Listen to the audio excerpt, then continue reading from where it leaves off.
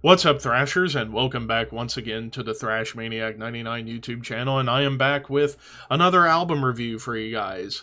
This time, we are talking the 12th studio album from Swedish melodic death metal legends Soilwork with Overgivenheten, which is Swedish for abandonment. So, no need to go into a full history lesson with Soilwork. I did do a review of their last album, Verkligheten, which was actually a really good album, and it was actually my first full-on experience with Soilwork. Been 3.5 years since that album came out, and here we are with Overgivenheten. So, one thing I definitely will notice, especially with this album, it's much longer than the previous. Like, the previous album was only a little over 50 minutes. Here, this is like 65 minutes and some change. So, people might think, could this mean that they're going to evolve their sound into something else? Well, the simple answer to that is yes. This album is a huge evolution from the last time I listened to Soilwork. And we kick things off with the title track, Overgivenheten, which has this beautiful acoustic intro with cool wailing chants. And the build-up and the flow of the song is actually outstanding. Then we get this big scream and riff and melodic lead line coming right through the cut of the mix. The verses, and you'll hear me say this a bunch, there's like this 80s metal vibe going on in the verses with how the tempo is and the riff work. Definitely taking some inspiration from Judas Priest, I can hear. The choruses have some sweet, clean vocals, epic melodies, a little bit more speed in the choruses on this track, but then you get to the bridge where the acoustic guitar is performed beautifully, leading into a lead section that's filled with feeling and atmosphere, and the track ends with a beautiful piano piece. Then we get to, I'm going to have to pronounce this one, Nos Somos la Guerre. I believe that's correct. I'm probably incorrect. But it starts off with another cool 80s metal riff that this time around felt like something the Scorpions would have done, like in the early 80s, but yet there was a little bit of a Dream Theater vibe to this riff as well. So it was like an amalgamation of like what would happen if Dream Theater wrote an old school Scorpions riff. The verses and the pre-choruses bring in some prog influence with the drum patterns and the atmosphere overall. Choruses kind of goes back to that like Scorpions Dream Theater feel, but the vocals completely soar through. The drums on the bridge have some really cool cymbal accents and fills happening. And then you get to a lead here that, while it still maintains feel, definitely has a little bit more of like an 80s metal shred vibe going on. Like a little bit of like, say, Yngwie. A little bit of an Yngwie vibe, though not nearly as classical inspired. And the track ends with like this haunting clean guitar. Electric Again, track number 3, starts off completely different to the previous two tracks. It has a heavy tremolo riff and blast beats that feels something like old school Soilwork. And the verses stay really heavy and aggressive throughout. And the riff and the pre-choruses was a standout moment for me on this album. The choruses gets back to feeling epic, but it has a lot of emotional weight attached. The bridge calms things down, and there's even some like folk instruments going on. I don't know what specifically. And then the lead here brings back more shred, but it also felt like a thrash metal lead, which was pretty interesting.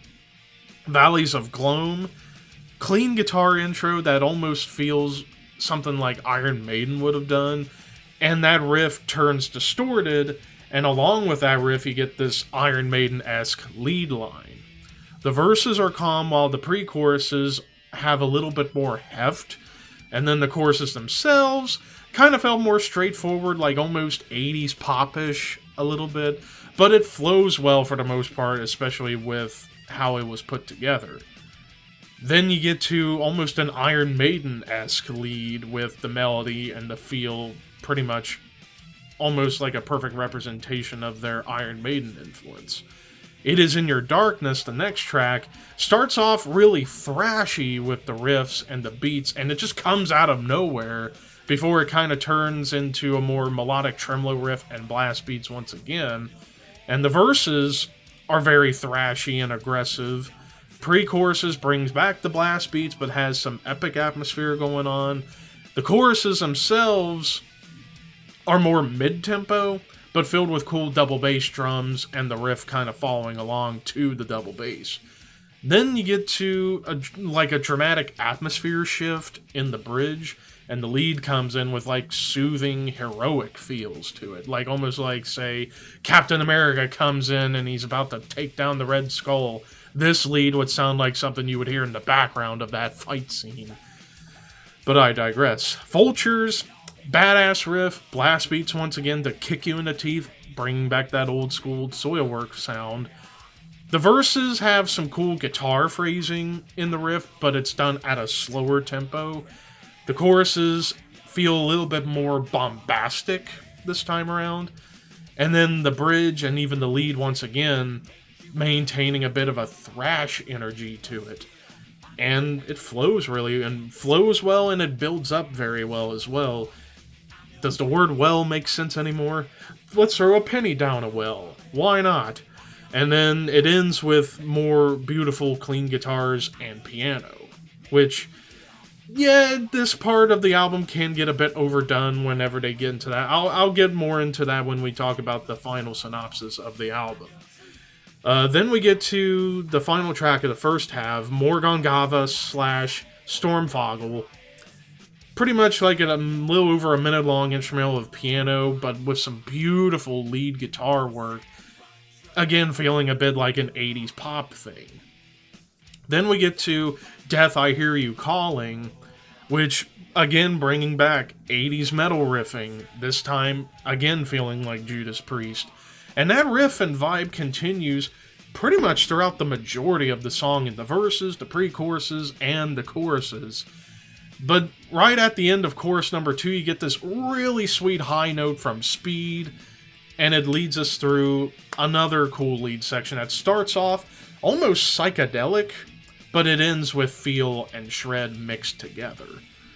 This Godless Universe, the following track, starts off with like dark, somber piano, before it leads into heavy riffs and blast beats again, bringing that old school feeling.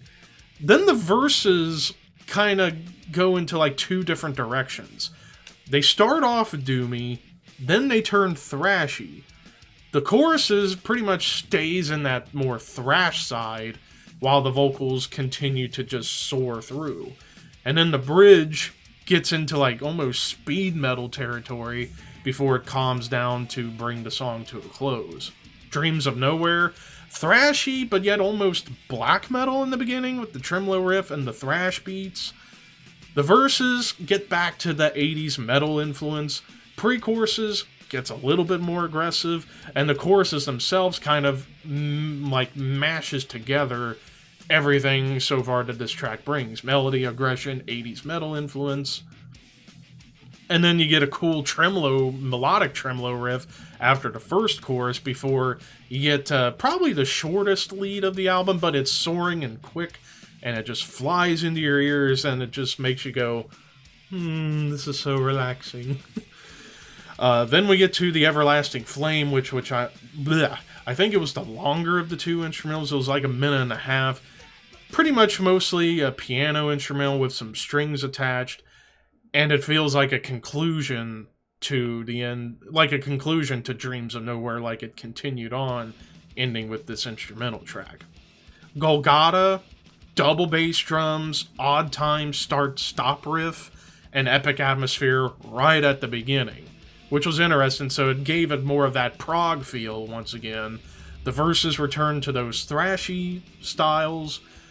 The choruses themselves get almost somber in the atmosphere, and especially with how the vocals are kind of carrying the lyrics along. Like, the vocals in the atmosphere on the choruses definitely felt a little bit more somber, and even the lead here gets a bit somber, but yet bringing back more of that heroic vibe. Harvest Spine, synths come in to lead us into more 80s metal badassery with the riffing. Verses pretty much keeps that feeling going, but adds some alternate picking to the riff. Almost like a little bit of like, perhaps something maybe Exodus would have done. The pre-choruses brings back, or actually brings in, some almost like power metal tremolo riffs.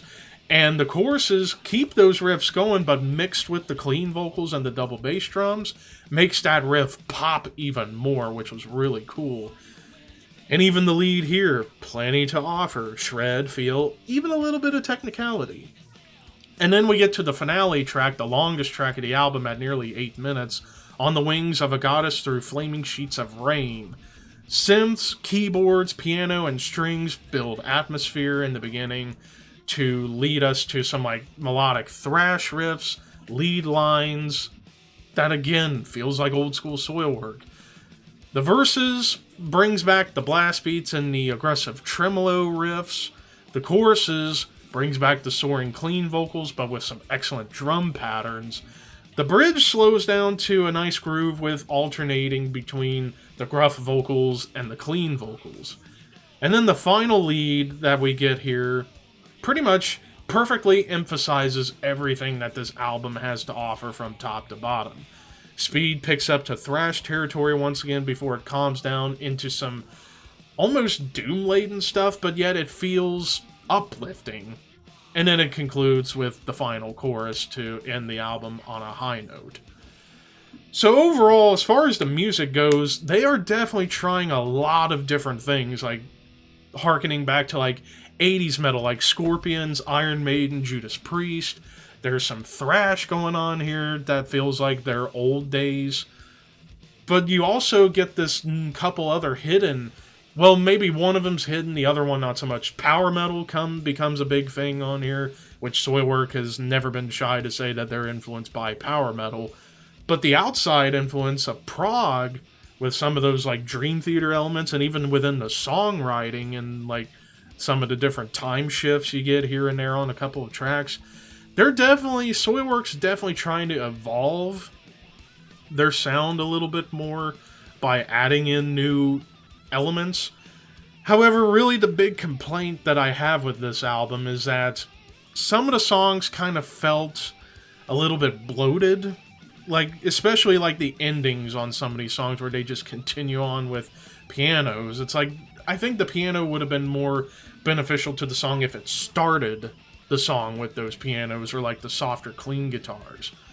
But the biggest gripe I have with the album, the guitars, while I can hear the guitars alright, they do get buried behind the drums, the vocals, and like the epic atmosphere. I think the album would have been a lot better if the guitars were a little bit more forward in the mix and had a little bit more heft to it. I think it would have made this album even stronger than it already is. I will go ahead and say this, I actually think I like this album more than the previous because they wanted to take risks and evolve, and I think they did that very well. It's just they could have trimmed the fat on a lot of these tracks. It almost felt like 3 EPs mixed together because you got so much going on. The prog, the classic Soilwork, the power metal, the thrash, the 80s metal vibes. It's like, they almost feel like they're maybe going for too much, but I like this album for the most part because of that. However, the production I felt could have been better had the guitars been more up front, and I think it would have made this album better. For those reasons, I'm going to give this album an 8.5 out of 10. It's a really good album. Like I said, I like it a little bit more than the previous album.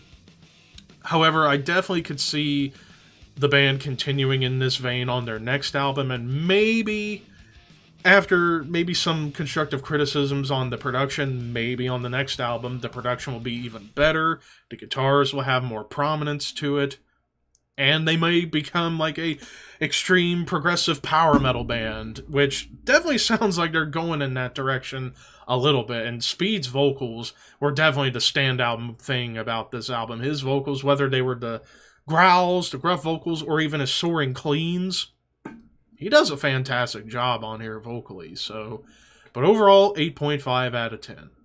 But that's just my opinion. What did you guys think of Overgivenheten by Soilwork? Let me know in the comments section below. And until next time, horns high. See you guys later.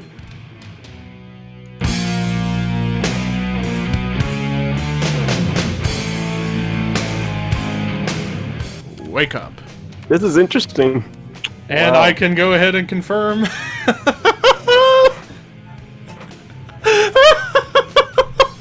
I was the revealer. I I was- flip Levi's card. There's my revealer card. I was hoping this would happen. Okay. The heck happened? Alright. What in the Oh, world? God. I've been misappropriated. Okay, I was the robber and I took Seth's revealer.